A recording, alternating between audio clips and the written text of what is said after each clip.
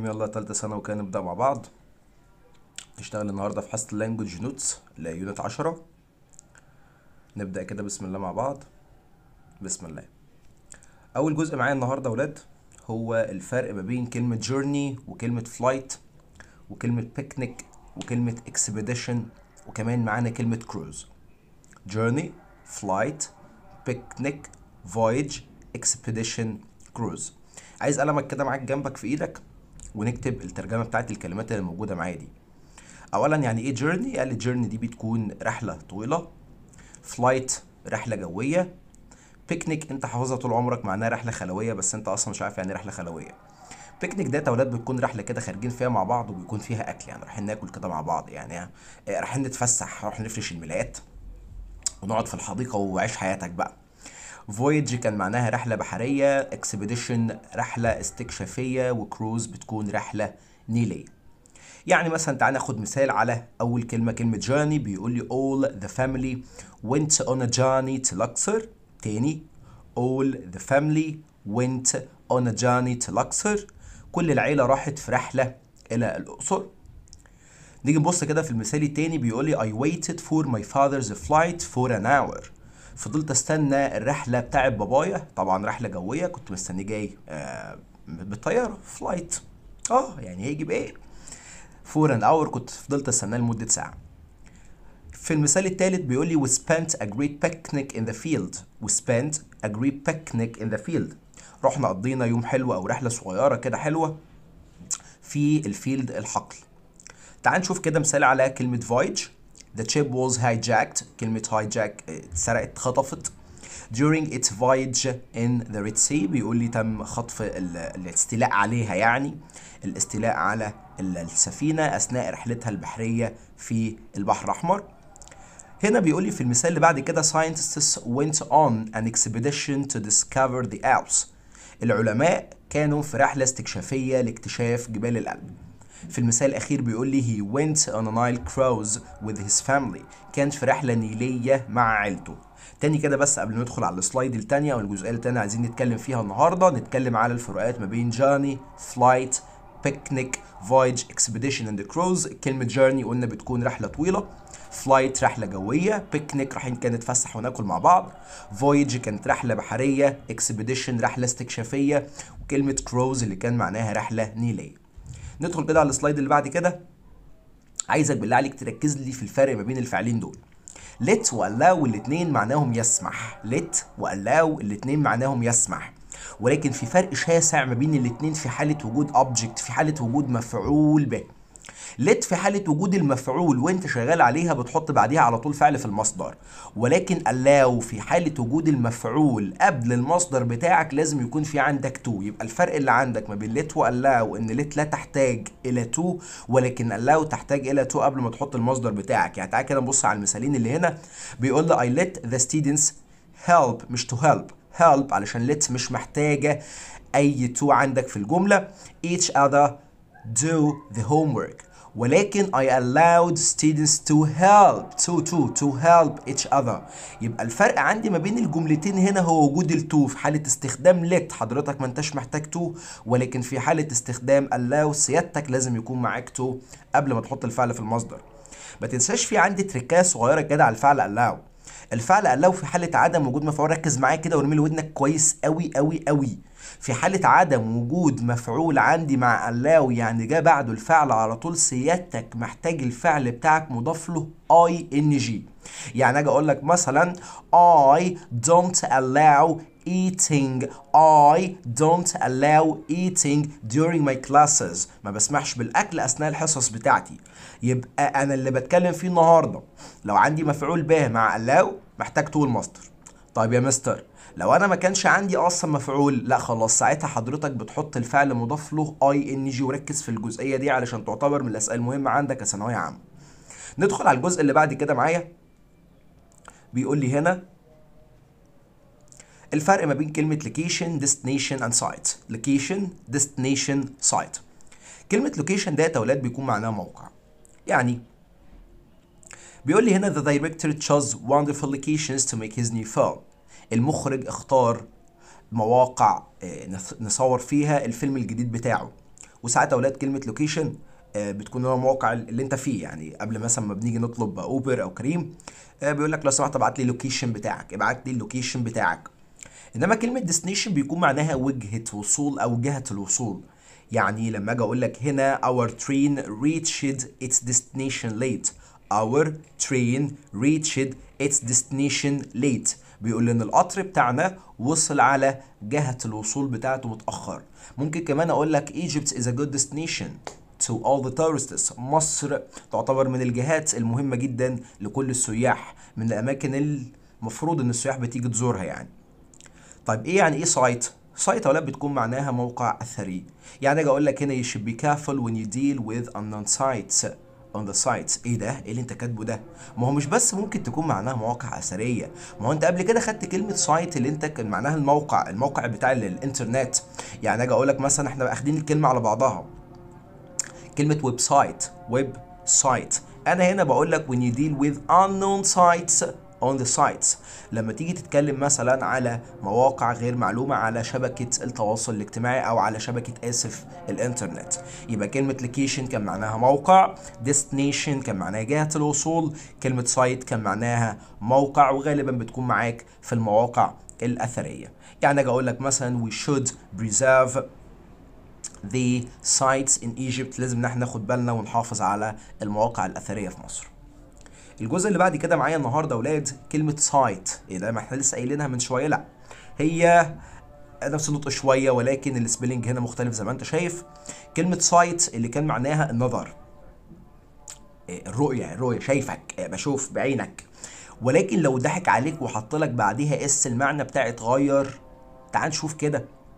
كلمه سايت اللي عندي يعني لما اجي اقول لك هنا، عارفين طه حسين بتدرسوه في ثالثه ثانوي في العربي، قصه الايام. طه حسين lost his sight when he was a child. بيقول ان هو فقد حاسة النظر لما كان طفل. تمام؟ يبقى بيقول لي هنا طه حسين lost his sight when he was a child. طه حسين، تعالى يا حبيبتي انت اللي وقعك، تعالي.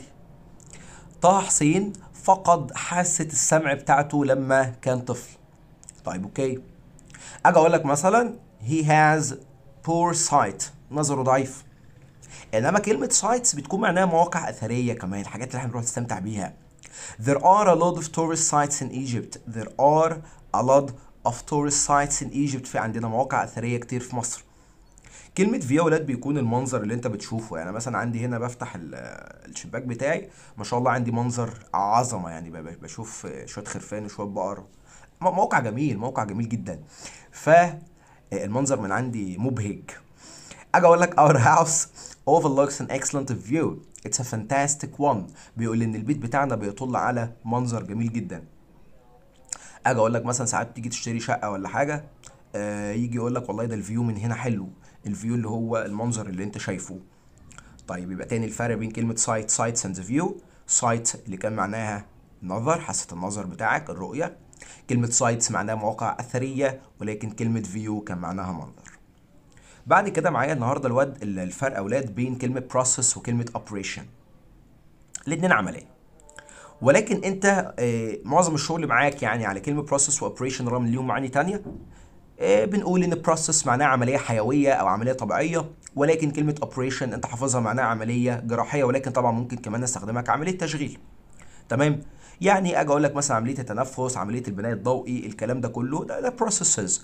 ولكن مثلا كلمة اوبريشن دكتور مجدي يعقوب بيقوم بالعديد من العمليات الجراحية، فساعتها بستخدم كلمة اوبريشن، ما بستخدمش كلمة process.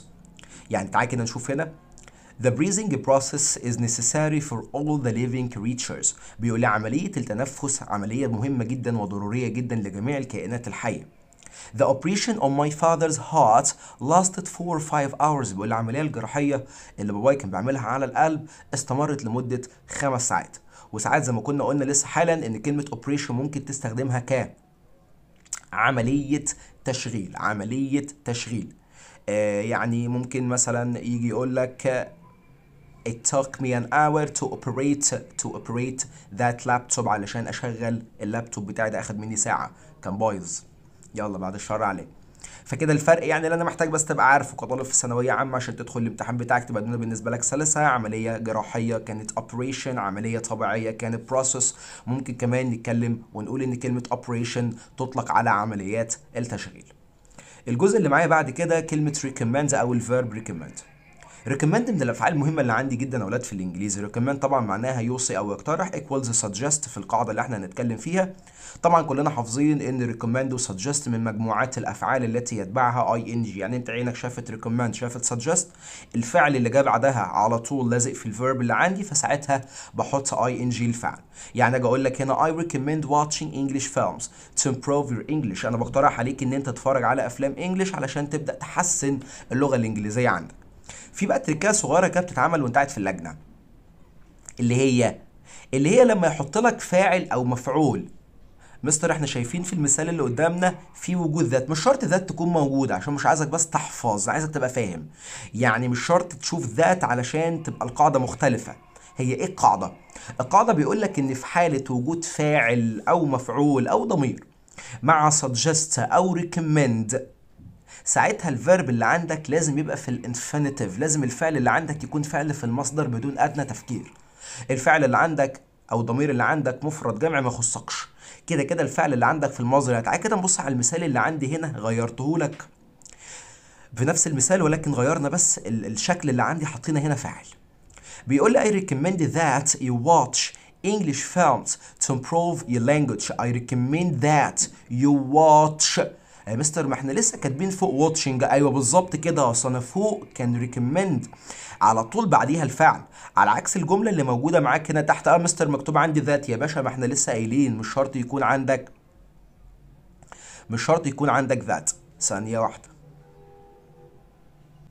مش شرط يا اولاد يكون عندك ذات. طيب اوكي.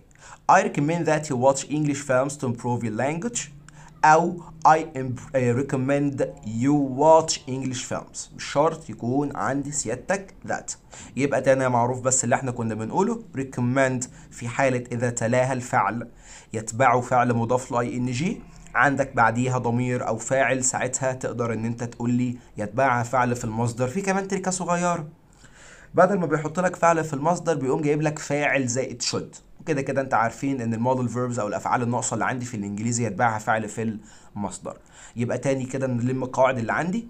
recommend او suggest في حاله ان جاي بعدها الفعل بحط فعل مضاف ل ing، ولكن في حاله ان بعدها ضمير فساعتها بتحط فعل في المصدر، وفي حاله عندك should بتحط برضه فعل في المصدر. ندخل على اللي بعد كده معايا. be located اللي بتساوي كلمه situated. انا معايا حرف جر اسمه ان او on. ايه الفرق عندك ما بين الاثنين؟ امتى located ان امتى located on؟ بالمناسبه اول ما تشوف كلمه be ساعتها انا بقول لك verb to be يا am يا is يا are يا was يا were، او على حسب التصريف اللي موجود معاك. located on او located in على حسب اولاد لو بتتكلم على المكان، يعني ان و on على حسب المكان اللي انت عايز تقصده. بتتكلم على مدينه، بتتكلم على دوله، بتتكلم في ان، بتتكلم على مكان مسطح فبتاخد on. الحروف الجر اللي احنا حافظينها. يعني هنا بيقول لي our flat is located on the bank of the Nile. بيقول لي ان شقتنا تتموقع او موقعها موجود على بنك. يعني ايه بنك؟ لا كنا عرفنا قبل كده ان كلمة بنك مش شرط يكون البنك بتاع الفلوس. اتفقنا ان كلمة بنك ممكن كمان نطلقها على ضفة النهر. فبيقول لي ان شقتنا موقعها على ضفة نهر النيل. تحت عندي هنا بيقول لي our flat is located in دمياط، بيقول لي شقتنا موقعها في دمياط. فوق استخدمنا on كنت بتكلم على الضفة مكان مسطح، ولكن تحت كان عندي مكان فاستخدمت ان بتكلم على مكان كبير. طب اوكي. في عندي كمان اولاد لاي. الفعل لاي ليه عندي في الانجليزي معنى ايه؟ يا معناه يقع، او ممكن مش يقع يقع للموقع للبليس مكان. ممكن يكون معناه يكذب. طب انا اعرف الكلام ده منين؟ على حسب حرف جرك. لاي ان معناها يقع فيه، ولكن لاي تو معناها يكذب على. يعني هنا بيقول لي أليكس، يا جمال اسكندرية والله. Alex lies in the north of Egypt. بيقول لي ان اسكندرية تقع في شمال مصر، ولكن تحت هنا don't lie to me، ما تكذبش عليا. يبقى lie بقدر ان انا اترجمها على حسب حرف الجر اللي موجود معاك. lie in بيجي بعدها place معناها يقع فيه، ولكن lie to معناها يكذب على. اللي بعده.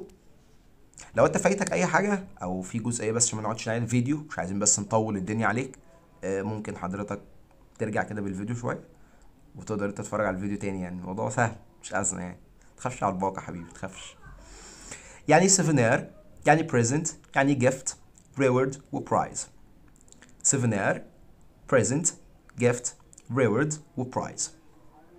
سيفونير يا اولاد دي بتكون هديه تذكاريه، يعني انا رحت مثلا مكان فبجيب حاجه تفكرني بالمكان اللي انا كنت فيه ده. يعني غالبا مثلا بتخش الاهرامات تلاقي الناس بتبيع 3 اهرامات وبيقولوا لي كده، تمام، بروح اجيب دي عشان افتكر الحاجه اللي انا فيها، بجيبها لاصحابي بجيبها لنفسي او ايا كان. بريزنت يا اولاد دي معناها هديه، بريزنت معناها هديه. جيفت برضه يا اولاد ممكن تكون معناها هديه، يعني ممكن اقول لك ان بريزنت ايكوالز جيفت. ريورد بتكون مكافاه، بس بتكون يا اولاد مكافاه يعني مش شيء رسمي، يعني مش اخدها من جامعة، مش اخدها من مكان. يعني انا مثلا لو انت عملت شيء كويس معايا فانا كافئتك، ساعتها اقدر اقول لك I rewarded you. وبرايز بتكون جايزة انت خدتها على شيء انت عملته. تعال كده هنشوف امثلة احسن تبدأ توضح لي الفروقات اللي موجودة معاك. سيفونير هنا بيقول لي tourists buy souvenirs to remind them of their travels. بيقول ان السياح بتشتري هدايا تذكارية عشان تفكرهم بالسفريات بتاعتهم.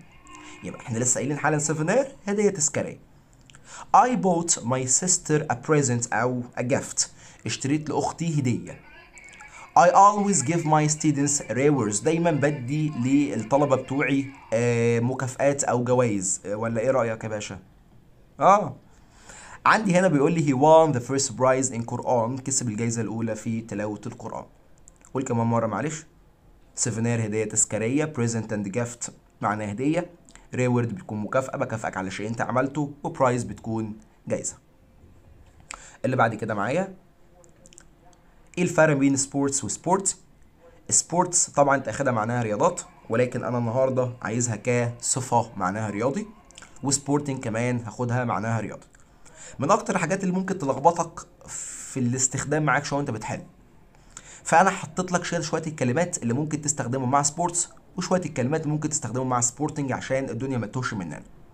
يعني عايز تتكلم على ملابس رياضيه اقول لك سبورتس وير، عايز تتكلم على يوم رياضي اقول لك عليه سبورتس داي، مكان رياضي سنتر فاقول لك سبورتس سنتر، راجل رياضي اقول لك عليه سبورتس مان، سبورتس تيتشر، عربيه رياضيه اقول لك عليها سبورتس كار. يعني شويه الكلمات اللي عندك في السطر الاولاني اللي انت شايفهم دول بستخدمهم مع كلمه سبورتس. يعني شوف المثال اللي عندي هنا بيقول I always want to buy a sports car. دايما نفسي اجيب عربيه رياضيه، كامارو كده ولا بورشايه كده حلوه. يلا، ولكن كلمه سبورتنج بستخدمها مع ايه؟ تاخدها مع كلمه لايف، ريكوردز، ايفنت، انترستس. يعني عايز اقول لك ان هي بتعيش حياه رياضيه، فاجي اقول لك مثلا she lives a sporting life. عايز اقول لك مثلا ان هي عندها اهتمامات رياضيه زي المثال اللي موجود معايا هنا، فاقول لك she has sporting interests. يبقى تفرق لي بالله عليك ايه الحاجات اللي بتيجي مع سبورتس والحاجات اللي بتيجي مع سبورتنج، والاتنين هنا بالنسبه لك معناهم رياضي عشان الدنيا ما تروحش مننا في داهيه، لان مهمين جدا جدا جدا، ممكن يعملوا لنا بعد الشر لا قدر الله ازمه في اللجنه، واحنا في غنى عن كل ده. الجزء اللي معايا بعد كده النهارده يا اولاد custom tradition and habit. مهمين جدا بس مش اول مره تدرس الكلام ده. يعني كاستم كنت خدتها معناها عاده مجتمعيه. تراديشن دي التقاليد بتاعتنا اللي احنا اتولدنا وتربينا لقيناها موجوده. كلمه هابت بتكون اللي هي العاده الشخصيه. كلمه كاستم دي العادات المجتمعيه المجتمع بيعملها. يعني العروسه بتلبس فستان ابيض يوم الفرح، بس كاستم ليه مش عارف والله. تمام، بنجيب نيشه نحطها في البيت ليه بقى؟ يلا خير. تمام، تعال كده نشوف الامثال اللي معايا كده نوضح بيها الدنيا شويه.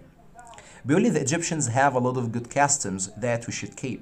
بيقول لي ان احنا عندنا في مصر العديد من العادات المجتمعيه اللي احنا لازم نحافظ عليها. It's a tradition to respect the elder people. طبعا دي من التقاليد عندنا ومن الاعراف بتاعتنا في ديننا وفي مجتمعنا كمان ان احنا نحترم الناس الاكبر مننا في السن. اجي اقول لك في النهايه smoking is a bad habit. التدخين عاده سيئه جدا. يبقى لو بتتكلم عن عاده شخصيه ساعتها بستخدم habit، بتكلم عن عادات المجتمع بستخدم كلمة كاستم، ولكن التقاليد والأعراف اللي كانت موجودة عندنا بستخدم كلمة tradition. يعني احنا حتى ساعات لما نيجي نقول عادات وتقاليد بنقول customs and traditions، عادات وتقاليد. بعد كده ولاد معايا النهاردة وداع الحصة بتاعتك. بكده يا باشا نكون خلصنا اللانجج نوتس اللي عندك في نوت 10. لو في اي جزئيه تايهه منك بس كنتش حابب ان انا اطول عليك الفيديو، فممكن ترجع بالفيديو مره تانية. تمام. هبعت لك الواجبات بتاعه سيادتك على الجروب. بعد ما تشوف الفيديو ده بعد اذن سيادتك تحط لي كومنت باسمك تاكيدا على حضور الحصه بتاعتك عشان يتاخد فيها حضور وغياب. اشوفك باذن الكريم الحصه الجايه في السنتر، تكون جاي عامل الواجب بتاعك بتاع اللانجوج والفوكابلري، وابعت لك تسميعاتك كمان، واشوف وشك على خير يا باشا. سلام.